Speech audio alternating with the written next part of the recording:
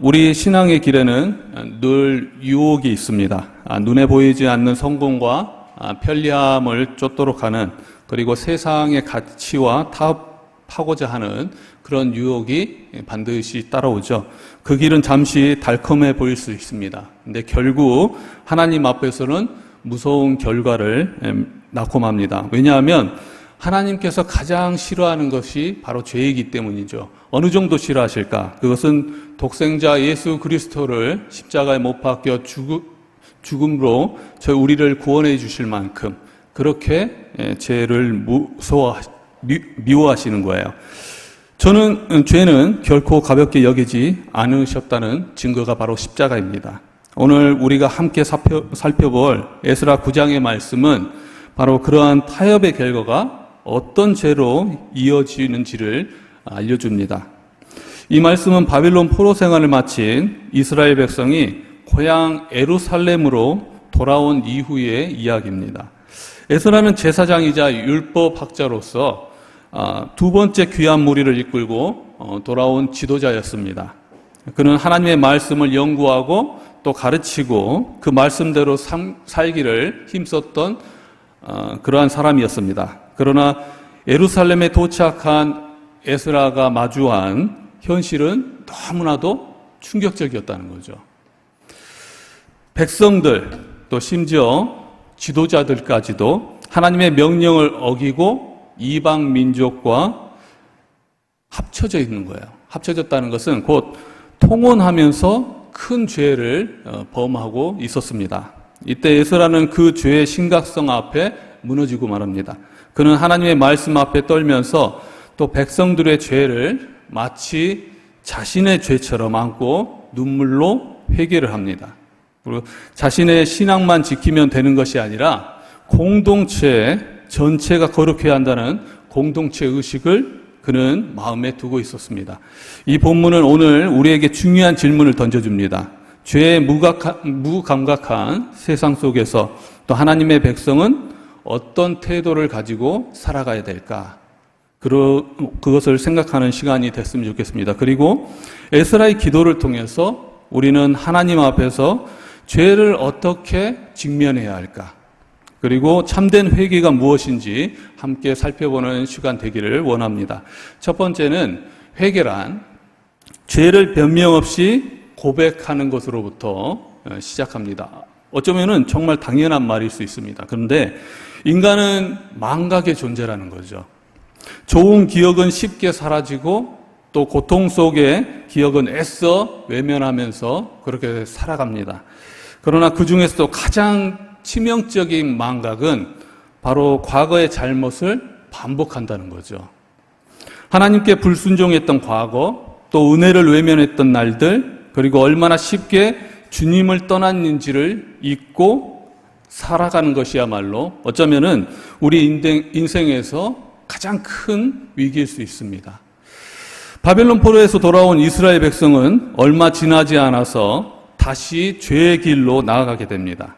그들은 과거의 심판과 회개의 눈물을 잊어버렸습니다. 마치 아무 일도 없었다는 듯이 세상과 타협하면서 살아가게 됩니다. 그 죄는 이방 민족과의 통혼이었습니다. 하나님께서 이방과의 혼인을 금하신 이유는 바로 그들의 신앙을 순결하게 지킬 수 있도록 하기 위한 것이었는데 그들은 그것을 외면해 버렸다는 거죠. 그러나 백성들은 그 명령을 잊어버렸고 다시금 우상 숭배와 또 죄악의 문화에 자신을 혼합시켜 버렸습니다.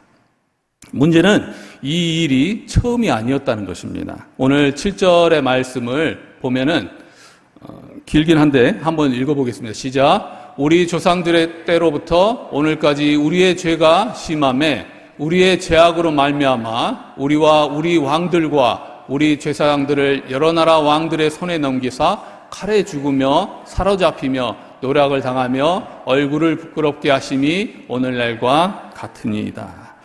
이스라엘은 과거에도 같은 죄로 인해서 멸망을 당했습니다. 그 결과로 바벨론 포로라는 고통을 겪었습니다. 고통을 겪지 않은 것이 아니라 고통을 겪었습니다. 그때 백성들은 눈물로 회개하면서 다시는 반복하지 않겠습니다. 라고 다짐하고 또 다짐했을 것입니다. 하지만 인간은 얼마나 쉽게 변하고 또 얼마나 쉽게 잊는 존재입니까?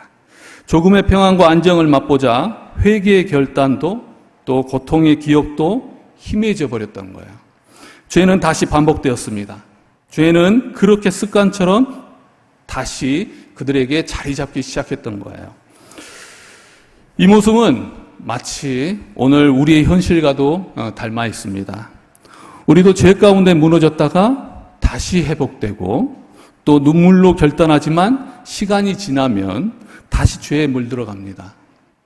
죄의 무게는 흐릿해지고 또 회개의 진심은 점차 약해지기도 하고 결국 동일한 자리에 서 있는 자신을 발견하곤 한다는 거예요. 죄는 망각을 통해 우리 안에 다시 뿌리 내립니다. 잊어버린다는 거죠. 그리고 신앙은 세상과 타협할 때 조용히 무너지기 시작하는 거예요. 그렇게 우리는 늘 기억해야 합니다. 우리의 죄가 무엇이었는가? 그리고 그 가운데 하나님의 은혜가 무엇인가를 항상 기억해야 된다는 거죠. 기억함이 곧 거룩함의 시작입니다. 하나님 앞에 선 백성은 과거의 죄를 잊지 않고 다시는 그 길로 돌아가지 않으려는 끼어있는 마음을 가져야 했다는 거죠. 바로 이런 마음이 에스라의 기도 속에 담겨 있습니다. 이를 통해 에스라의 모습을 살펴보면 그는 죄를 별명하지 않고 인정했다는 사실이에요. 에스라는 하나님의 말씀을 어긴 사실을 숨기지 않았습니다. 잘못의 책임을 백성과 함께 짊어지고 또 반복된 불순종 있는 그대로 인정했다는 사실이에요. 오늘 에스라 말씀 9장 11절의 말씀을 보면 그는 인정합니다.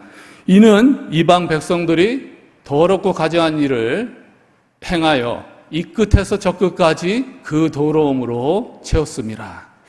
이 끝에서 저 끝까지라는 표현은 그 죄악이 전방위적으로 만연했고 땅 전체가 영적으로 오염되었음을 의미하고 있습니다. 따라서 하나님은 그런 부정과 불의의 문화에 이스라엘이 동화되지 않도록 그들과 혼인하거나 언약을 맺지 말라고 명령하신 것이었습니다. 그러나 이스라엘 백성은 그 명령을 어기고 그들과 통응하면서 타락한 길로 나아가고 말았다는 거예요. 에스라는 이 사실을 감추지 않고 인정하면서 이방 민족의 죄악에 백성이 무분별하게 동참하고 있다는 것을 고백하고 있습니다. 에스라는 죄를 합리화하지 않고 또 하나님의 말씀을 기준 삼아서 죄의 본질을 직면하고 있다는, 피하지 않았다는 것입니다. 그리고 그는 죄를 고백할 뿐 아니라 감히 용서를 구하지 못하고 있다는 거예요. 에스라는 단 한마디도 용서해 주라고 그렇게 말하지 않았습니다. 그는 다만 하나님 앞에 얼굴을 들지 못할 만큼 부끄러워하면서 죄를 그대로 고백할 뿐입니다. 회개는 정직한 고백에서 시작되죠. 그런 고백해 할 뿐이라는 거예요. 에스라 9장 6절의 말씀을 보겠습니다. 나의 하나님이여 내가 부끄럽고 낯이 뜨거워서 감히 나의 하나님을 향하여 얼굴을 들지 못하오니. 에스라는 기도 말미에 어떤 해결책도 제시하지 않고 정말 침묵하면서 엎드릴 뿐입니다. 오직 하나님의 공의 앞에서 긍휼을 바랄 뿐이라는 거죠. 오늘 15절의 말씀도 보겠습니다. 15절의 말씀을 보면 다 같이 한번 읽어볼까요? 시작. 이스라엘 하나님 여호와여 주는 의로우시니 우리가 아마 피한 것이 오늘날과 같사옵거늘 도리어 주께 범죄하였사오니 이로 말미암아 주 앞에 한 사람도 감히 서지 못하겠나이다 하니라. 에스라에게 있어서 그 부끄러움은 정말 심한 것이었습니다. 깊은 것이었습니다. 왜냐하면 하나님께서 그들을 구원해 주셨음에도 불구하고 그리고 그 고통 중에도 불구하고 그들은 다시 범죄해왔다는 거예요. 그 범죄 앞에서 고개를 들 수 없을 만큼 그리고 주 앞에 한 사람도 감히 서지 없을 만큼 아픈 마음을 그는 가지게 되었습니다. 에스라는 그저 하나님의 의로우심 앞에서 자신을 혼전히 내려놓을 수밖에 없었다는 거야. 에스라는 침묵 속에서 하나님의 긍휼을 바라고 있지만 결코 강요하거나 주장할 수 없었습니다. 그는 하나님의 공의와 거룩함 앞에 오직 죄인의 자리에서 감히 설 수 없다고 고백할 뿐이었다는 거예요. 왜 그랬을까요? 그는 오늘 9장 3절의 말씀에서 그의 마음을 대변하는 단어가 있습니다. 한번 같이 읽어보도록 하겠습니다. 9장 3절 말씀 시작. 내가 이 일을 듣고 속옷과 겉옷을 찢고 머리털과 수염을 뜯으며 기가 막혀 앉으니. 이것은 단순히 감정을 드러내는 것이 아니라 하나님의 거룩하심 앞에서 자신의 죄가 얼마나 무거운지 정말 감당하지 못할 만큼 깊은 탄식을 하고 있다. 기가 막히다. 그러나 이렇게 말씀 앞에서 무너진 순간이 바로 회복이 시작되는 자리라는 거죠. 기가 막히다. 그는 탄식하면서 그렇게 말하고 있는 거예요. 어찌 보면 우리가 이 시대를 바라보는 마음이 이런 마음이 아니어야 될까 생각합니다. 기가 막히다. 진짜 회개는 단지 말로 잘못했어요 하는 것이 아니라 내가 지은 죄가 얼마나 심각한지를 바라보고 기가 막혀서 가슴을 찢는 것입니다. 그리고 그 찢어짐 속에 분명히 하나님께서는 그게 진정한 고백이 된다면 은혜를 끼쳐주실 것을 믿습니다. 오늘 우리가 기가 막혀 앉은 심령 그리고 마음을 찢는 회개가 필요하다는 거죠. 오늘 우리도 죄 앞에서 무너질 줄 알고 또 말씀 앞에 앉을 줄 아는 심령이 되기를 소망합니다. 오늘 또 회개에 대한 두 번째 말씀은 회개는 하나님 중심의 기도에서 깊어진다는 거예요. 에서라는 기도 속에서 자신의 감정이나 또 백성의 처지를 앞세우지 않습니다. 그는 철저히 하나님께 집중하고 있다는 거예요. 기도의 중심은 내가 무엇을 했느냐가 아니라 그 가운데 하나님이 누구신가에 대한 집중이라는 거죠. 그것으로부터 기도가 시작돼야 된다는 거예요. 자신의 잘못을 나열하던 에스라는 8절에서 이제라는 단어를 통해서 분위기를 전환합니다. 과거의 죄악에서 벗어나 지금 이 순간 하나님께서 우리들에게 베풀어 주신 은혜가 무엇인지에 대해서 시선을 집중하고 있습니다. 그는 말합니다. 8절에서 한번 8절의 말씀 보겠습니다. 이제 우리 하나님 여호와께서 우리에게 잠시 동안 은혜를 베푸사. 비록 죄로 인해서 심판받아야 마땅한 백성이지만 하나님께서 이제 긍휼을 베풀어 주셔서 남은 자를 허락하시고 다시 유다 땅에 정착하게 하셨습니다. 그리고 그 은혜는 구체적으로 9절의 말씀을 통해서 나타납니다. 유다 땅에 초소를 허락하셔서 박힌 모처럼 흔들리지 않게 하셨고 무너진 성전을 다시 세우게 하셨고 퇴락한 것을 수리하게 하셨고 예루살렘의 성벽과 울타리를 주셔서 백성이 다시 살아갈 수 있는 보호막이 되게 하셨습니다. 그렇게 죄악 가운데 있었고 불평불만 가운데 있었던 이스라엘 백성들을 하나님께서는 긍휼히 여겨주시고 이러한 은혜를 주신 거예요. 이 모든 것이 전적으로 하나님의 은혜입니다. 백성들이 무언가 자격을 갖추어서가 아니라 하나님의 은혜이기 때문에 우리가 이 자리에 올 수 있었습니다. 예서라는 그 기도 속에 이렇게 고백하는 거예요. 우리는 아무 말도 할 수 없습니다. 죄악에 있던 우리들에게 하나님께서는 은혜를 끼쳐주시고 여기까지 왔는데 우리는 또 죄악을 저질렀습니다. 우리는 더 이상 지금까지 살아남은 것도 하나님께서 우리를 불쌍히 여겨주셨기 때문인데 이제는 아무 할 말도 없습니다. 그는 죄악 가운데 이스라엘 백성과 함께 기가 막혀 할 정도로 아프지만 그럼에도 불구하고 하나님이시기에 그는 이때까지 그들을 구원해 주셨던 하나님이 계시기에 그것을 기억합니다. 그리고 하나님은 은혜로운 분이시며 또한 긍휼을 여기시는 분이시라는 것을 그는 기억하고 있는 거예요. 죄인을 심판하실 수 있는 의로운 분이시지만 동시에 다시 살리시는 사랑의 하나님이심을 기억하고 있는 것입니다. 그래서 에스라는 기도 속에서 오늘 에스라 9장 15절의 말씀에서 이렇게 말합니다.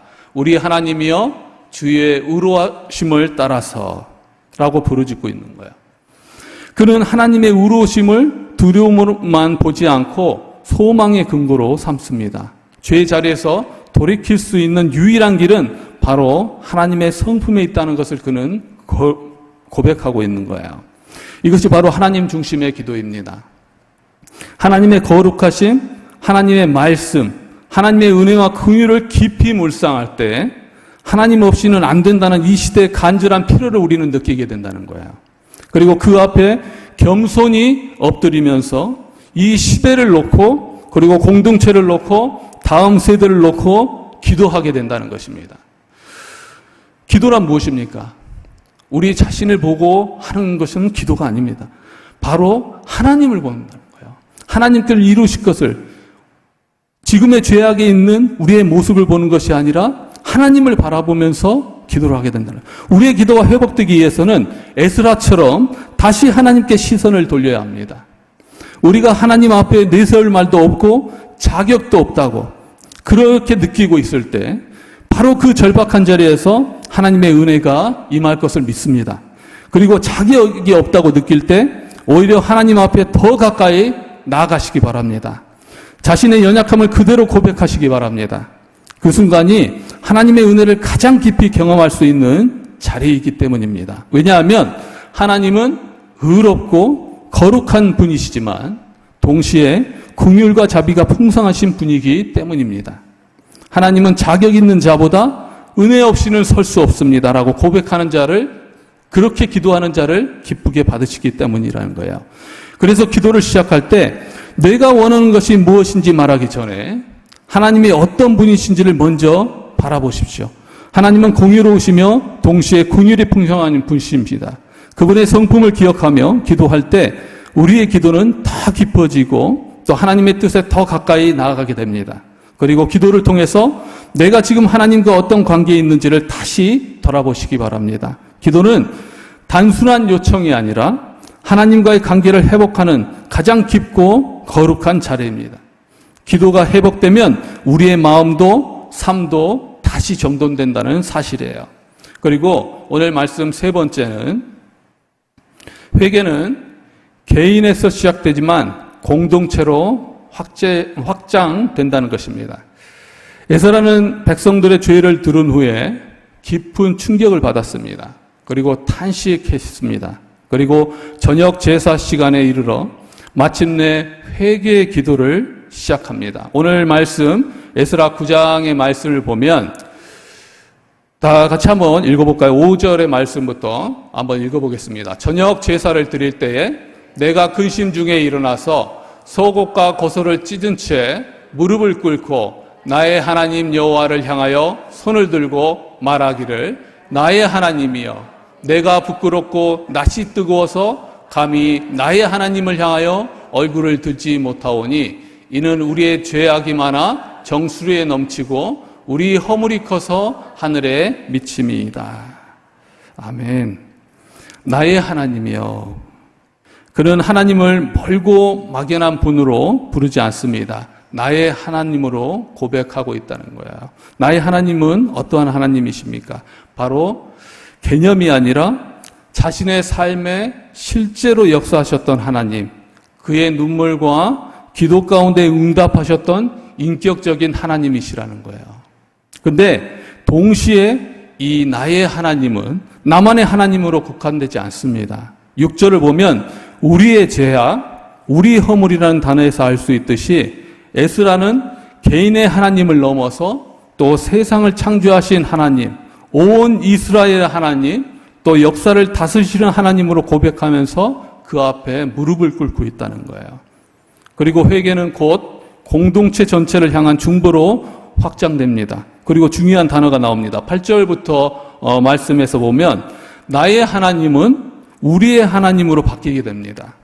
인격적으로 나를 만나주신 하나님은 곧 우리 모두의 하나님이시라는 거예요. 8절의 말씀을 보면 우리 하나님 여호와께서 우리 하나님이 우리 눈을 밝히사 9절의 말씀을 보면 우리 하나님이 우리 하나님의 성전을 세우게 하시고 또 10절의 말씀에서 보면 우리 하나님이시여. 이것은 단순히 말만 바뀐 것이 아니라 에스라는 저 사람들이 잘못했지 나는 죄가 없습니다 라고 말하는 것이 아니에요. 오히려 그들의 죄가 곧 우리의 죄이고 나의 죄입니다라고 고백하고 있는 거야. 그건 나를 사랑하시는 하나님께서 우리 모두를 한량없이 사랑하시는 마음으로 바라고 있는 같은 하나님이시라는 것을 고백하고 있는 것입니다. 하나님은 에스라 개인의 하나님일 뿐만 아니라 이스라엘 전체의 하나님, 곧 언약 공동체의 하나님이십니다. 에스라는 하나님의 언약 백성이 타락한 상황에서 자신도 그 백성의 일부로서 공동체적인 책임을 의식을 가지고 우리 하나님이라고 부르시고 있는 거예요. 에스라는 자신을 공동체의 일부를 인식하면서 그 책임을 회피하지 않습니다. 오늘날 우리는 쉽게 말합니다. 나는 그런 죄 짓지 않았는데 왜 내가 회개해야 하나요? 나 하나만 깨끗하면 되지 않나요? 라고 말합니다. 그러나 하나님은 지금도 나라와 공동체를 가슴에 품고 눈물로 기도하는 사람을 찾고 계십니다. 부흥은 언제나 말씀 앞에 떨면서 공동체의 거룩함과 경건을 위해서 회개하고 기도하는 사람으로부터 시작했다는 거예요. 그런 사람으로부터 부흥은 시작됐다는 것입니다. 누군가의 죄를 보며 함께 아파하고 무너진 공동체를 대신하여 눈물 흘리는 사람을 하나님은 찾고 계신다는 사실이에요. 우리 시대는 어떻습니까? 우리는 오늘의 시대를 바라보면서 에스라처럼 연대적 책임의식을 가져야 한다는 거예요. 세상은 절대 진리를 부정하면서 내가 옳다고 믿는 것이 진리야 라고 말합니다. 성적 타락은 깊어지고 정체성은 혼란이 오기 시작합니다. 성공, 돈, 외모, 학벌이 인생의 목표가 되어버린 물질 만능주의가 우리 사회를 지배하고 있습니다. 이런 자기 만족과 권리를 절대하셔야 하는 시대 속에서 그리스도인들도 점점 감각이 무뎌지고 반복적으로 타협하면서 살아가기도 합니다. 하나님께서는 이스라엘 백성은 죄악된 길에서 건져내셨지만 그들은 그 은혜를 잊고 다시 이방인과 통하면서 타락하는 길로 걸어갔습니다. 지금 우리도 혹시 세상의 가치와 적당히 타협하면서 그저 반복된 일상을 살아가고 있는 것은 아닌지 진지하게 돌아봐야 된다는 거예요. 우리는 이 공동체를 향해서 그리고 나라를 향해서 다음 세대를 향해서 그을 분별하면서 기도해야 된다는 사실이에요.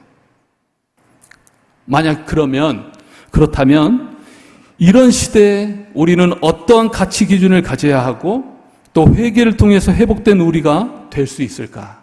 어떠한 가치 기준을 가져야 될까? 에스라는 죄에 대해서 감정적으로만 반응하지 않습니다. 하나님의 말씀을 기준으로 삼아서 죄를 직시하고 있다는 거예요. 그리고 오늘 놀라운 말씀이 있는데 에스라는 율법을 기준으로 백성들의 죄를 바라보고 그것을 인정합니다. 그리고 놀라운 장면은 에스라 9장 4절의 말씀입니다. 9장 4절의 말씀 한번 보겠습니다. 다 같이 한번 읽겠습니다. 이스라엘 하나님의 말씀으로 말미암아 떠는 자들이 다 내게로 모여오더라. 당시 모든 백성이 다 이렇게 반응한 것은 아닙니다. 말씀 앞에서 떨주하는 소수의 사람들만 에스라 곁으로 모여듭니다. 그들은 하나님의 말씀의 권위를 두려워하는 자들이었습니다. 이들이 바로 회복의 불씨였고 부흥의 씨앗이 된 사람들이었다는 거예요. 오늘날 우리는 죄를 너무 쉽게 넘기고 하나님의 말씀을 선택적으로 받아들이는 시대에 살고 있습니다. 하지만 진정한 하나님의 백성은 말씀 앞에 떨주라는 그러한 사람들이라는 거예요. 죄를 죄로 보고 하나님의 거룩하심 앞에서 기가 막혀서 엎드릴 줄 아는 사람이라는 것입니다. 에스라 곁에 모여든 사람들은 많지 않았지만 그들은 하나님의 말씀을 진지하게 받아들이고 그 권위 앞에 무릎 꿇을 줄 아는 사람들이었다는 거예요. 여러분이 그러한 사람들에게 되기를 원합니다. 오늘 우리가 다시 회복되기를 원한다면 말씀 앞에서 떨며 죄를 가볍게 여기지 않고 죄에 대해서 민감해야 된다는 거예요. 하나님의 거룩하심 앞에서 겸손히 엎드릴 수 있어야 한다는 것입니다. 그 사람이 바로 오늘 하나님께서 찾으시는 회복의 사람이라는 거예요. 그 사람을 통해서 하나님은 오늘도 교회를 새롭게 하십니다. 여러분, 오늘의 말씀 제가 오늘 정리하려고 합니다. 이스라엘은 하나님의 은혜를 헛되이 하고 또다시 죄를 반복했습니다. 이 죄란 일순간에 지어진 죄가 아니라 오랫동안 반복된 죄였습니다. 죄는 회개되지 않으면 반복되고, 반복되면 무뎌지면 결국 잊혀진다는 거예요. 그러나 하나님은 잊지 않으신다는 사실입니다. 그분은 우리의 죄를 기억하시고 동시에 우리의 회개 또한 기억하시는 분이십니다. 그렇다면 뭘 선택하시겠습니까? 죄가 아니라 회개를 선택해야 된다는 거예요. 에사는 이 죄에 대해서 고백합니다. 오늘 본문은 우리에게 회개가 단순한 감정의 분출이 아니라 말씀 앞에 서서 삶의 방향을 바꾸는 결단임을 보여주고 있습니다. 오늘 이 시대는 너무 쉽게 죄를 말하고 당연하는 듯 타협하며 살아갑니다.